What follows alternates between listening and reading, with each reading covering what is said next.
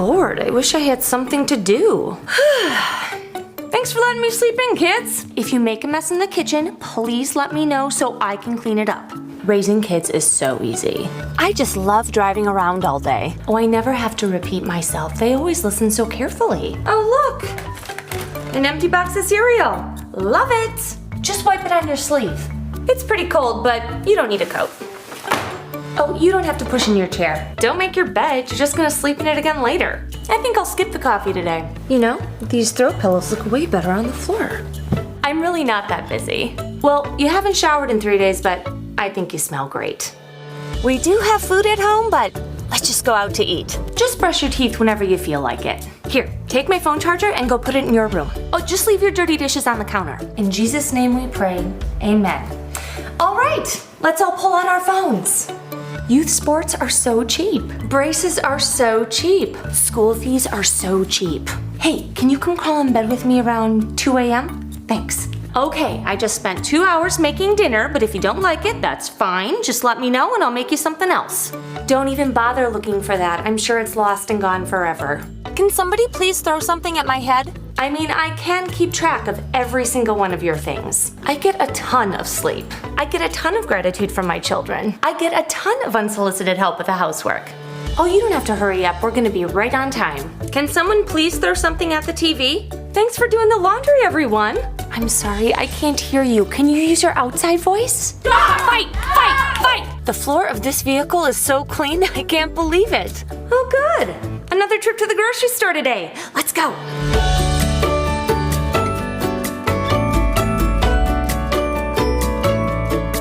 Hey, I'm gonna hop in the shower. Does somebody want to come use the bathroom while I'm in here?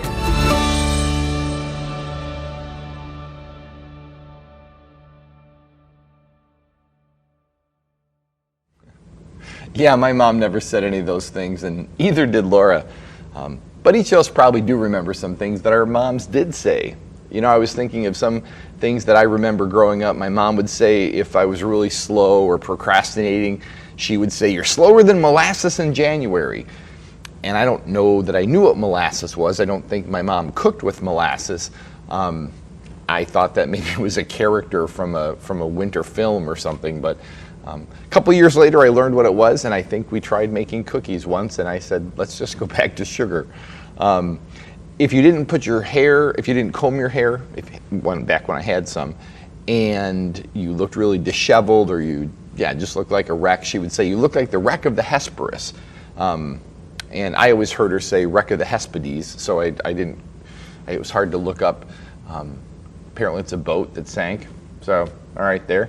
And then if we had to go somewhere really far out of the way, or it was a really inconvenient and long trip, she would say, oh, it was all the way in Timbuktu, which I didn't know was a real place. I assumed that also was a fictional thing. So I have these memories of things my mom said that aren't unique necessarily in and of themselves, but they're special to me because of the person that I love who used to say them, or still sometimes does. So today, though, I want to talk about some of the things that our moms have said that have lasted with us, and maybe sometimes the things we've said to them that could have lasted with them if they weren't more gracious. You know, some of the things that parents say can last a lifetime, whether it's the humorous things or sometimes the confusing or painful things, sometimes just the awkward things. A lot of us parents now, we joke about things that we've said to our kids that are going to mean they need counseling. Like, you know, after my rant at them this morning, my kids are going to need years of counseling. Or after my awkward birds and bees talk with Junior yesterday, I'm afraid he's going to need some counseling later on. What is funny about that to me is that, you know, counseling really does help. And most of the experiences that I've had with both myself going to counseling or hearing others that I suggested go to counseling, sometimes what sends people to counseling or what can really, the precipitating reason to go is an action or it's a set of behaviors, but nearly all the time that need for counseling, the benefit we gain from that, the presenting cause is something that was said to us or something that we continue to say, or a relationship that deteriorates because of our words. So it is about words that I want to talk today about. And if your children have a grace-giving personality, if they have seen you as mom, dad, show grace to one another, you'll probably be blessed even when you do say the wrong things to your kids. And they'll forgive you. And then they'll thank you for the counseling that they needed as well. So I'm kind of blessed that way. Laura's and my oldest son was quite a handful as a middle schooler and a high schooler. He was a sweet, just a perfect little boy in every way up until about 7th, 8th grade, when he became really disinterested in school and super oppositional, kind of mean to his brother, and kind of down on himself, which was the most heartbreaking part of it all. And in the course of that, there were a few times when I said some things to him that had to have been hurtful. I tried not to say them, and I thought of things never I would say, so then I said something else instead. And I just had this mess of feelings swirling inside of me. My fear about his future, my exhaustion at how he would go off on the what do you call it? Just suddenly, at the drop of a hat, my aggravation at his aggravatingness, and sometimes my fear and anger at how he treated his younger brother. So I said some things that had to be mean or hurtful. Well, they weren't intentionally mean, but they were hurtful. And you know what? After a couple of years, him maturing, my apology, and a really great self-discovery experience that his mom and I sent him through, he found the ability and discovered the joy of being forgiving. And he's forgiven me, he's forgiven himself, and he knows that we've forgiven him too. Now, in fact, this very morning, if you're watching this live, he's one of the sound guys at our in-person services, and he ends nearly every phone call with me, this dad who hurt him with words, with 4 words of his own. And he says, "Bye, I love you." And every time I hear that, it makes me want to cry. So I say, "I love you," and I hang up quick before I do. So James's brother, Jesus' brother James, wrote this to the early church as it was getting started. He said, "Indeed, we all make many mistakes, for if we could control our tongues, we would be perfect and could also control ourselves in every way." Yeah, we do make mistakes, and they usually happen because they're connected to our tongue. And you can read the whole thing in James chapter 3. It talks much more about that. But it makes me think about today's message. So today's message isn't to moms and dads and the things about the things our tongues might have said, or things like in the video that I showed at the beginning. Because being a mom or dad, being a parent of any kind, is an exhausting job, and there's going to be lots of things that we say we wish we hadn't. But God's grace for us is huge. And if we're blessed, we will live a life full of grace for our spouse, for our neighbor, for people who disagree with us, and for our children, so that they will see that grace, and by God's grace, incorporate that into their own life and show that same grace back to us. So no, today's message is about how parents respond when kids say or do things that hurt us. Toward the end of my 7th grade year, my dad was a pastor also, and we lived in this beautiful, big parsonage in rural Illinois that had a giant basement, and my dad had built me a giant train set out of 3 different ping pong tables, and he built himself the train set, and I just kind of helped and watched. But still, we had all the cool things that can happen if you have a big house, a big basement. It had a big fireplace, maybe twice this size. Just a lot of cool things in this parsonage, but they didn't own it because it was a church-owned parsonage, and my dad decided, for our financial sake, that he's going to try to buy a house. And so when we moved to, oh gosh, that's my phone. Can you hear that?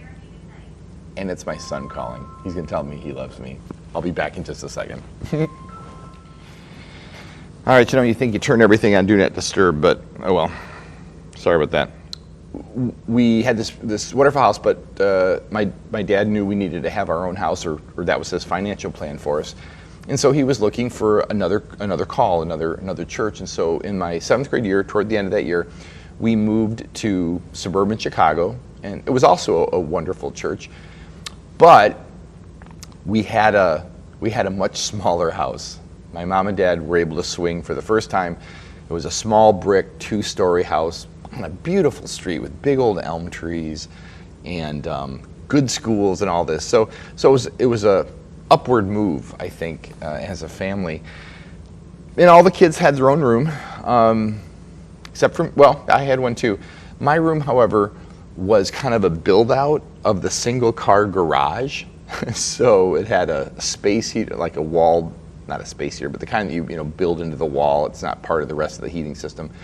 And it was on a wood platform inside the garage. I think the last owner had left maybe 8 feet of the garage for parking bikes and lawnmowers and things. But so I had a really small bedroom off the kitchen in what used to be the garage. And I remember the first night we moved in, everybody was excited about it, and I was feeling a little bit shoved aside. Like everybody else got to sleep upstairs in big rooms with real windows, and I was sleeping in the old garage. And I remember when my mom came in to tuck me in. Okay, I was in 7th grade, but my mom loved me and she tucked me in sometimes. She came and sat down on the bed and asked how I liked the house and how I was feeling. And I said to her something almost exactly like this. I said, I feel like this is our temporary house and that eventually we can move into a better one. And my mom was so hurt and angry. She said to me, and I remember this pretty closely, she said, Dan, that makes me mad that you say that. This is a nice house in a good neighborhood with really good schools. And this is what your dad and I were able to afford. And I don't remember if there was much more to the conversation. She wasn't like fly off the handle mad at a 7th grader, but I could tell I'd hurt her feelings. And I'm not even sure she told my dad I said that, because I'm sure that would have hurt his feelings even more. They were probably a little self-conscious that I was sleeping in the garage, which, by the way, turned out to be a great benefit as a teenager, right? There was a huge window that I could walk in and out of. It was like at knee height. So, and then the door itself was right under the kitchen, so I had another back door entrance. I was close to the fridge. This was a win in the long run. But that night, that first night in the house, I was feeling pretty sorry for myself. And so what did I say back to my mom? I probably said sorry. But what did I learn from my mom? I learned that feelings are real, and that it takes practice to get more empathetic about other people's feelings, to kind of read the room, as we say now. And my mom helped me learn that, even as her feelings were hurt. Did you know that Jesus hurt his mom's feelings too? I mean, almost certainly. Like that one time, I'm going to turn to Luke chapter 2 if you want to open your Bibles. Luke 2, it starts at 41 when Jesus is 12 years old and he's going to the Passover festival with his parents, or they're taking him with this big kind of caravan of friends from Nazareth. Anyway, so I'll pick up in verse 43. It says, after the celebration was over, they started home to Nazareth, but Jesus stayed behind in Jerusalem. His parents didn't miss him at first because they assumed he was with the other travelers, right? I mean, you're going as a group of friends from your hometown. But when he didn't show up that evening, they started looking for him among their friends and relatives. When they couldn't find him, they went back to Jerusalem to search for him there. 3 days later, they finally discovered him in the temple, sitting among the religious teachers and listening to them and asking questions. All who heard him were amazed at his understanding and his answers. His parents didn't know what to think. Son, his mother said to him, why have you done this to us? Your father and I have been frantic, searching for you everywhere. And here's what Jesus said. Why did you need to look? Didn't you know that I had to be doing my father's stuff? But they didn't understand what he meant. Okay, it says in my father's house in the translation we're using here, but the Greek really means about my father's affairs. So I just translated it, doing my father's stuff. Pious commentators will say, oh, he wasn't being rude. He was acknowledging that his parents were slow to learn about his divinity, and so therefore he had to remind them that he was doing his Father's work, and there was no rudeness intended. I'm like, the kid was 12 years old. We've all been 12, and he was fully human. So probably a little bit of sass there. But anyway, the next verse says, "Then Jesus returned to Nazareth with them and was obedient to them." You can tell Luke sticks that in there because everybody's reading it thinking, oh, that was kind of on the edge of obedient, saying that to your mom and dad. So that's why he writes obedient in the next verse. And then it says this, "His mother stored all these things in her heart." You know, and then I think, well, what about Joseph? What about the dad? I mean, his feelings had to be wounded. I mean, Jesus had just said in front of all the scribes and Pharisees that he was talking to his mom and his dad, "I'm in here doing my Father's business." I mean, it's like, you're not my real dad. Well, speaking of real family, there's another thing. So that was when Jesus was 12, this last passage. This next one comes when Jesus was, well, just starting his ministry, so about age 30. Now we're in Mark chapter 3, if you want to open up. Mark 3, verse 20. "One time Jesus entered a house, and the crowds began to gather again. Soon he and his disciples couldn't even find time to eat. When his family heard what was happening, they tried to take him away. 'He's out of his mind,' they said. But the teachers of religious law who had arrived from Jerusalem said, 'He's possessed by Satan, the prince of demons. That's where he gets his power to cast out demons.'" So, just a little snapshot here. Jesus was busy healing people, casting out demons, and his parents were worried about them. His family, it says, not his parents. His family was worried about him. So his extended family, his mother maybe, but relatives for sure, they came to try to gently pull him out of the public spotlight before he made more of a fool of himself, got in more trouble with the authorities, and probably put them at some risk socially, economically, or maybe even legally as well. So the family tried to intervene. But then a couple verses later, verse 31, so we go from family to Jesus' mother and brothers in particular. And Mark writes this. "Then Jesus' mother and brothers came to see him. They stood outside and sent word for him to come out and talk with them." Has that ever happened to you? Would you tell Daniel to come out and talk to me out here? He didn't have permission to be at this party, right? Okay, just an example. So they came to see him. They stood outside and sent word for him to come out and talk with them. There was a crowd sitting around Jesus, and someone said, "Hey, your mother and your brothers are outside asking for you." By the way, some texts, ancient manuscripts say brothers and sisters, whatever that's worth. There's lots of people that loved Jesus, and they were all worried about him. Verse 33, Jesus replied, "Who is my mom? Who is my mother? Who are my brothers?" And then he looked at those around him and said, "Look, these are my mothers and brothers. Anyone who does God's will is my brother and my sister and my mother." Boom, Mom. I mean, wow. So Jesus scared his mom and dad in Jerusalem and sassed them a little in front of the temple, dissed them a little in front of the temple teachers. I mean, the highest ranking Jewish people, really religiously and culturally in their world. And then 30, what's 30 minus 12? Don't do this to me, 18. So then 18 years later, he kind of insulted his whole family publicly when they were just all worried about him. How did Jesus' mom respond to all this? How do you respond when your feelings get hurt?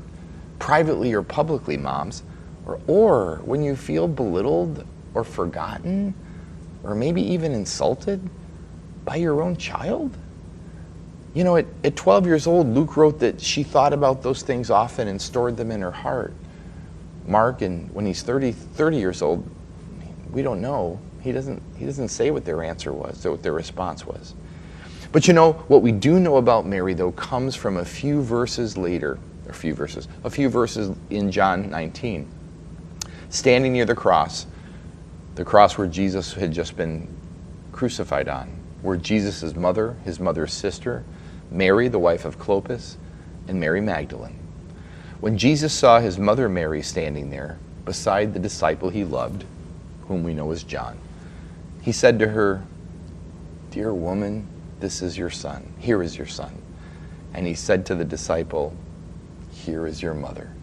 And from then on, this disciple, John, took Mary into his home. What do you see there? I see Mary, his mother, supporting her son in his darkest, most painful and terrible hour, his darkest hour, physically for sure. Just an unimaginably terrible thing. Can you imagine being the mom of a young man strapped into an electric chair, strapped into a gurney, preparing for a lethal injection? And you know he's there, as is often the case, wrongfully, right? I mean, he's an innocent man who's been sentenced to death, and there's nothing you can do, but you're there at his side, or in our creepy modern world, you're in the viewing room. This is what's happening. Mary is next to her convicted, innocent son, watching him die, and any minute to take his last breath. Mary is there. And Jesus, before he loses consciousness, he sees his mother and his other friends, female friends, the guys, his disciples have all, except for John, they've all flew the coop. Jesus remembered his mother, and kindly, lovingly, and maybe just a little teasingly, because he calls her woman instead of mom, he says to her, in her scariest hour, I love you, Mom. John's going to take care of you. I wish I could still be the one to do it.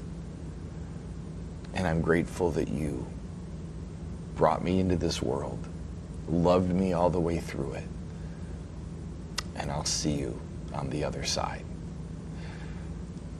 The conversation that Jesus had with his mom on the cross, to me, is foundational to my understanding of child-parent relationships. At the end of life, in this hardest, most inscrutably difficult time, a son, a child, a daughter, it's incumbent on us, right, to honor our father and mother. And Jesus did that even from the cross, even after occasionally, and probably memorably for his mom, it was certainly memorable for the gospel writers, hurting his mom's feelings. And parents, for those of us that we have some apologizing to do, or that we have some words of the tongue that we rue, it's also a good reminder that just because we've been wounded, cast aside, insulted, that's not an excuse, it's not permission, and in no way is it God's will that then causes us to return the hurt and abandon the child that we are called to love. So yeah, the conversation with my mom there on that garage turned bedroom bed that first night that I lived in that new house taught me that people who love each other can hurt each other, especially when we don't read the clues, especially when we don't think outside our own discomfort, especially when we don't love each other enough to put ourselves in somebody else's shoes. People who love each other can indeed hurt each other. And I also learned from the way my mom responded that hurt that doesn't get transformed gets transferred, right? My mom helped me get perspective. She reminded me how difficult it was for them financially to afford this, how excited and kind of proud they were that they had been able to do this for us, and how sad they were to hear that I was being ungrateful about such a trivial small part of this overall gigantic blessing. She helped me think through my feelings and imagine what hers and my dad's were. You know, and Jesus' interaction with his mom can teach me some things too, teach us some things. Like moms, if even Jesus hurt his own mom's feelings, why would you expect not to have your kids hurt yours, right? And what's our goal in raising our kids? Is it to raise kids who never ever hurt their mom's feelings? That wasn't Mary's goal. Mary's goal was to raise a child who understood why he was put on this earth and to give him the love and support and sometimes the discipline and the shaping to help him achieve that. Yeah, his mother's mission was to try to raise a son who could discover his place in the world as the Messiah, and then to support him and cheer him on, to give him the emotional skills, and probably Joseph played a big part in this too, the self-discipline to make that mission come true. If you're a parent like me, a parent like Laura, you know that one of the most biggest joys that you could get is not always being treated super perfectly by your children, but by seeing your children thrive as perfectly as possible with the gifts and the personality that God gave them. So moms, heck, dads, grandparents, child raisers in every way, all right? And children of any age that are watching. These are my parting words for you today. So St. Paul wrote to a small church in modern Turkey, in a town called Colossae. He wrote the following words that I'm going to read to you. But they're also his words to a modern family. And I'm going to ask you, even though he was writing to Christians in general, to think of this in the context of being a mom or dad or child, adult child now, of a parent, and about how this might apply to your walk as a follower of Christ who loves your mother, who loves your father for all their imperfections, and who honors them with your tongue. Let's listen. But now is the time to get rid of anger, rage, malicious behavior, slander, and dirty language. Don't lie to each other, for you've stripped off your old sinful nature now and all its wicked deeds. Put on your new nature and be renewed as you learn to know your Creator and become like Him. In this new life, it doesn't matter if you're Jew or Gentile, circumcised or uncircumcised, barbaric, uncivilized, slave or free. Christ is all that matters, and He lives in all of us. Since God chose you to be the holy people He loves, you must clothe yourselves with tender-hearted mercy, kindness, humility, gentleness, and patience. Make allowance for each other's faults and forgive anyone who offends you. Remember, the Lord forgave you, so you must forgive others. Above all, clothe yourselves with love, which binds us all together in perfect harmony. And let the peace of Christ rule in your hearts. For as members of one body, you are called to live in peace and always be thankful. Let the message about Christ in all its richness fill your lives. Teach and counsel each other with all the wisdom He gives. Sing psalms and hymns and spiritual songs to God with thankful hearts. In other words, bring them to church. And whatever you do or say, do it as a representative of the Lord Jesus, giving thanks through Him to God the Father. Happy Mother's Day, moms. Happy Mother's Day, Holly.